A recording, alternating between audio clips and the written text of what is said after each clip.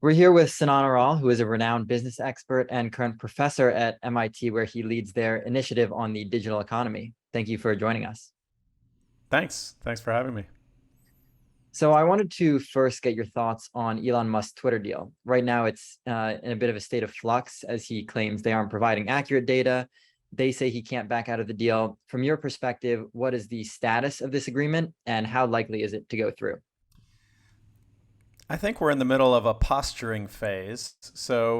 Elon obviously offered to buy Twitter for $44 billion at $54 per share, actually $54.20 per share to be exact, which was a significant premium over the stock price at any time.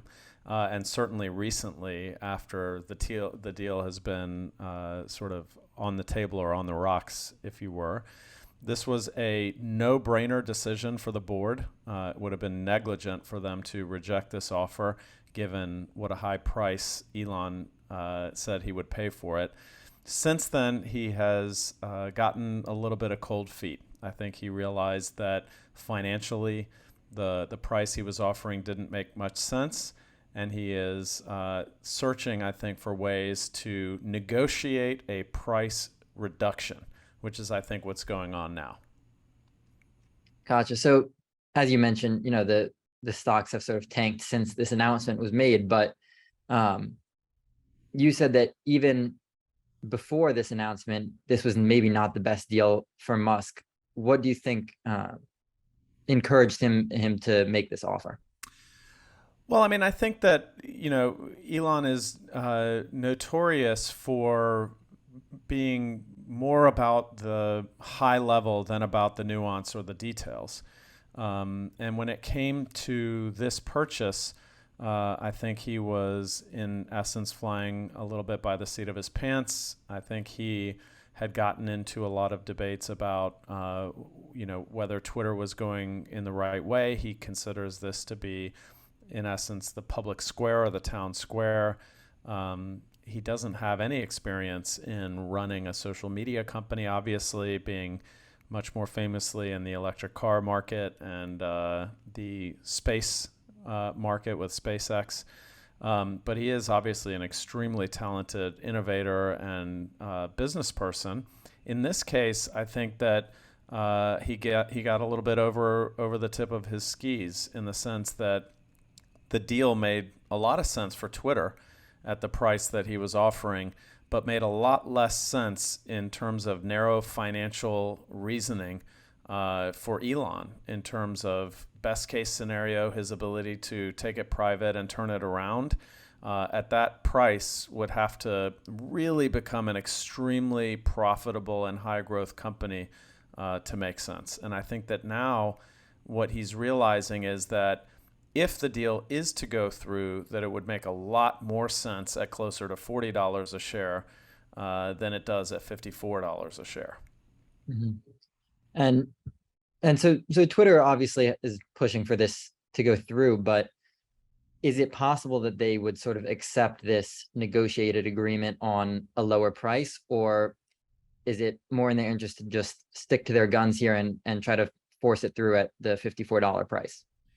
Yeah, I think there are a number of different things to consider when trying to answer that question from Twitter's point of view. So there's the breakup fee to consider, the likelihood of and probable outcome of litigation were the deal to not go through, and as well what the net benefit would be to a negotiation that would see the deal go through at a lower price. So those three things, and we can take them one at a time. The breakup fee is $1 billion. So on a $44 billion offer, if Elon backs out of the deal, then Twitter, should be, according to that particular clause, be paid a $1 billion breakup fee from the deal. On the other hand, it could all end up in litigation. And that could end up in litigation around the breakup fee, and it could end up in litigation around much more than $1 billion in damages. So what would happen in litigation is that Twitter would claim material harm from the breakup that goes beyond the $1 billion breakup fee. This is something that is likely to happen in the sense that the material harm is the loss of stock price and the much more than $1 billion lost in the share price decline that would likely happen from the deal not going through. And my assessment is that Twitter would be in a good position to litigate that for reasons that we can get into about why the breakup is happening. Obviously, Elon is claiming lack of transparent data around bots, and we can talk specifically about that claim in just a second. But along the dimensions of whether or not this is a legitimate breakup of a deal, I think that Twitter has a lot of good arguments to make in court about there being a material harm and that the breakup not being legitimate, which would likely result in $1 billion breakup fee being enforced. And in addition to that, material damages also being enforced in court.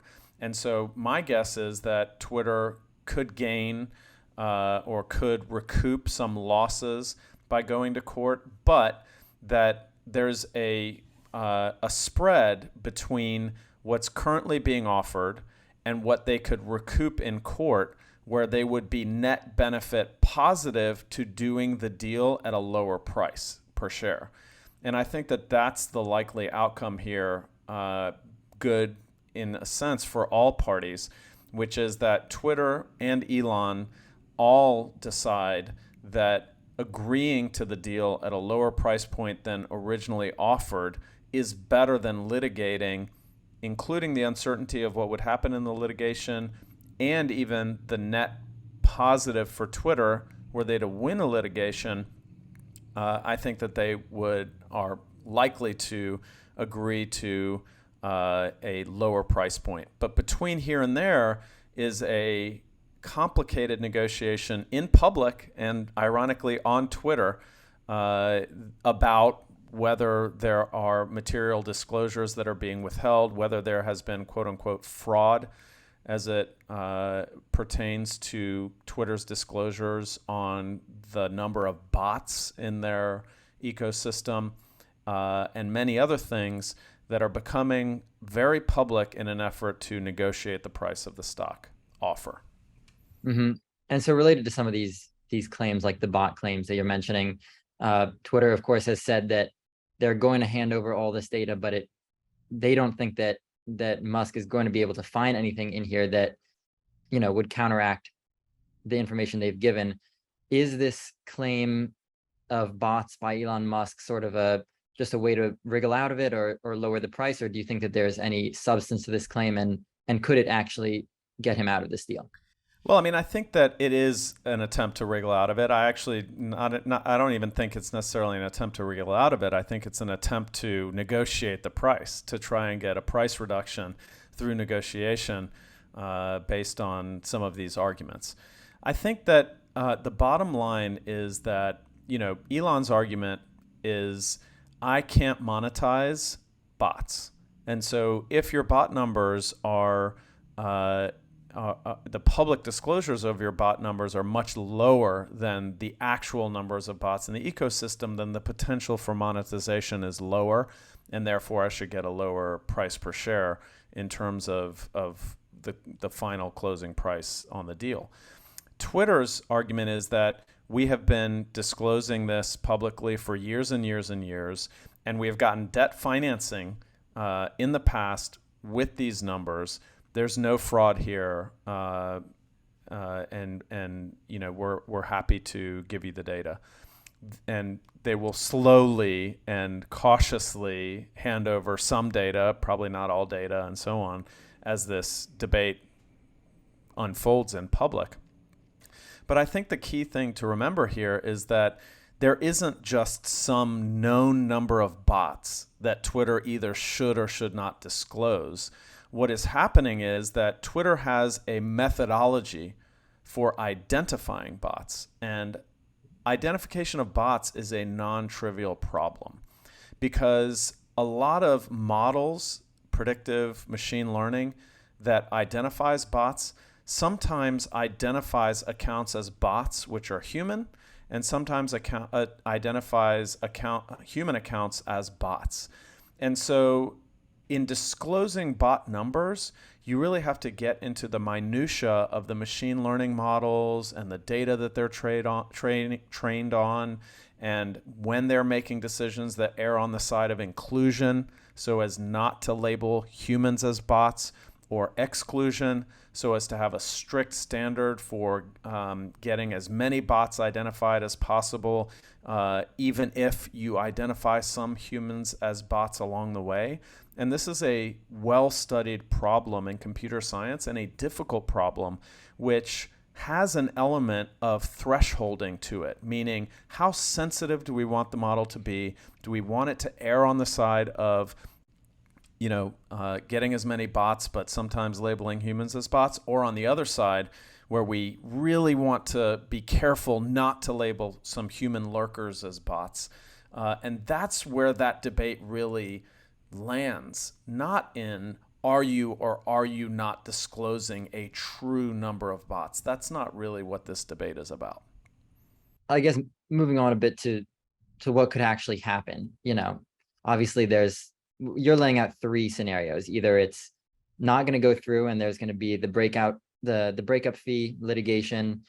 It could go through at a lower price, or it could be forced to go through at the higher price. So I guess what would be the repercussions for Twitter and for Elon Musk in each of those three scenarios?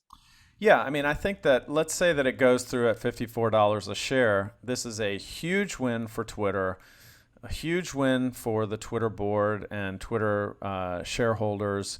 Stock price would go up dramatically from its current position, all the way up to near $54 a share. And that would be a massive win for Twitter. It would be a bad financial outcome for Elon Musk.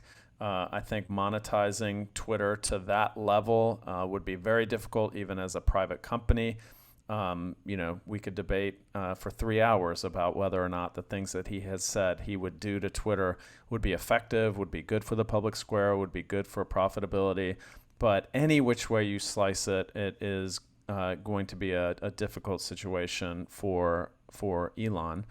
The situation in which the deal breaks up, I think, is basically bad for everyone, in the sense that it would end up in litigation, in my opinion. They would litigate the breakup fee. They would litigate material damages. That would be extremely costly. Litigation is costly. I think eventually Twitter is in a better position in court to win and be awarded some level of material damages in addition to a breakup fee, because I don't believe that the claim about bots is a substantial enough claim to warrant a material reason to walk away from the deal. I don't think that a court would side with Elon that is or that Twitter has not been reasonable in providing data or in disclosing. Remember, Elon waived his right to due diligence in signing this deal. And so that is something that could have been sussed out in the diligence that he waived. I think that part of what Twitter is doing now is demonstrating that they are being reasonable, that they are providing data, so that eventually in a court of law they could claim to have been reasonable on that one dimension, and they would also cite that they've been disclosing these numbers for many years, that they've gotten debt financing in the past while disclosing these numbers. This is the first time anybody has made this a subject of litigation for them, and so on and so forth. And I think that they would be in a reasonably good position to win those claims.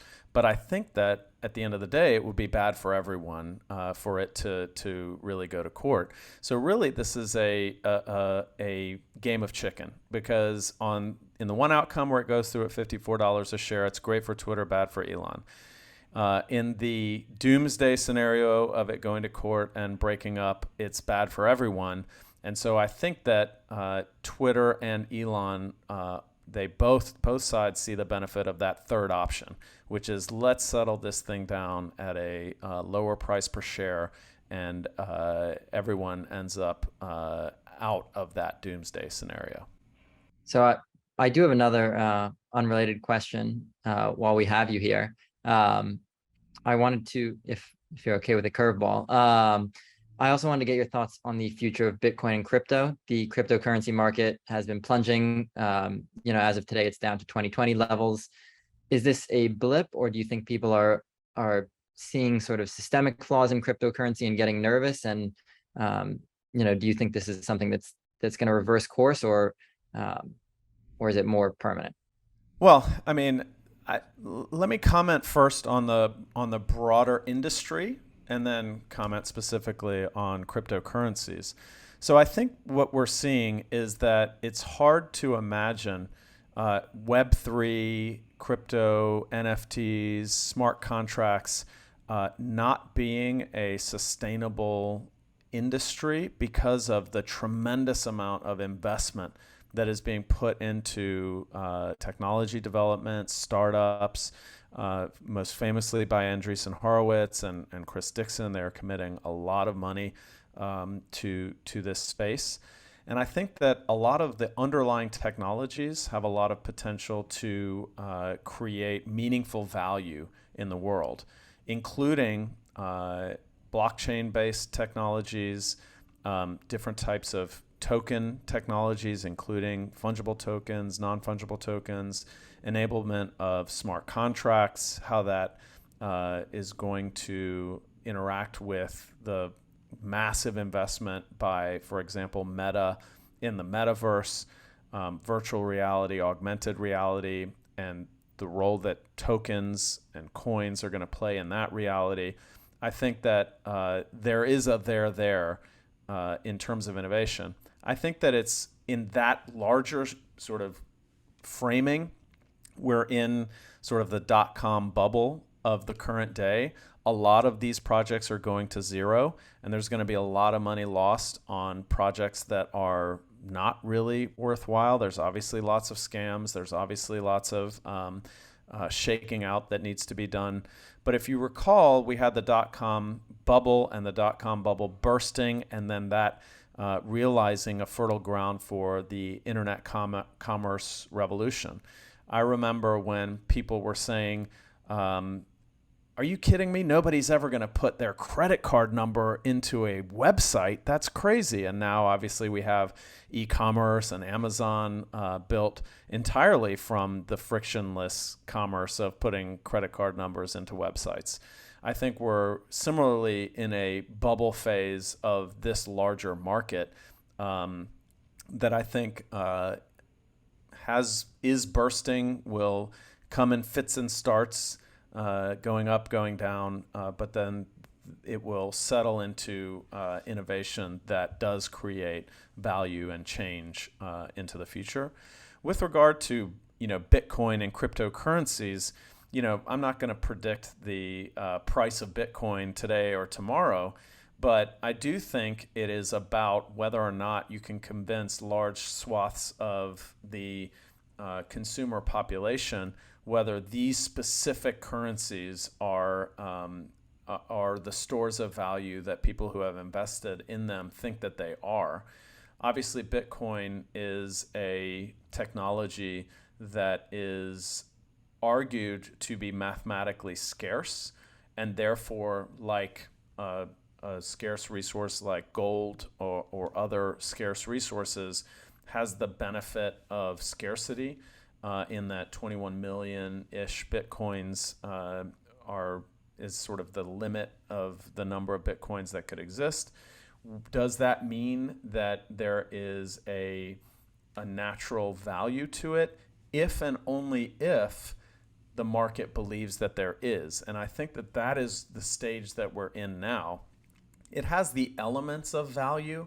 Whether it has the staying power will be determined in part by those arguments, and in part by market psychology, which is much harder to predict than any of those technical elements are. Gotcha. Thanks, and thanks for entertaining the curveball there. So I guess wrapping up, is there anything else you know that you'd like to share about the Twitter deal, or if you have any sort of predictions that maybe you want to make about how it's going to play out? Yeah. My prediction is that the deal goes through at a substantially lower price per share.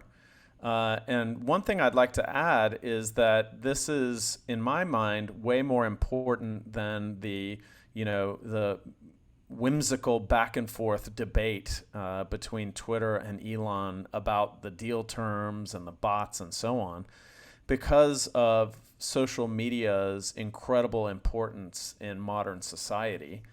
The idea that social media has sort of rewired the central nervous system of humanity, that we're having incredibly important debates about the role of social media in our democracies and our economies and our public health. Is it harming the mental health of our kids? Is it leading to the spread of misinformation? Is that affecting elections and democracy? Is that creating a situation in which we're less able to deal with global pandemics because of misinformation around vaccines? Or is some of the stuff labeled vaccine misinformation ending up to be true because the science is not as fast as the reality? These are all much bigger questions than the outcome of a deal to sell or not sell Twitter to Elon Musk. We have to really start thinking about the role that this particular technology is playing in modern society. And we have to get very serious about directing this innovation towards the promise and away from the peril that social media could engender. And do you think that Elon Musk's acquisition of Twitter could help with sort of managing these issues that you're discussing? Yeah, I think it totally depends on what he does with Twitter, after acquiring it. He has had some reasonable ideas about what to do, and I think that he has had some very bad ideas about what to do.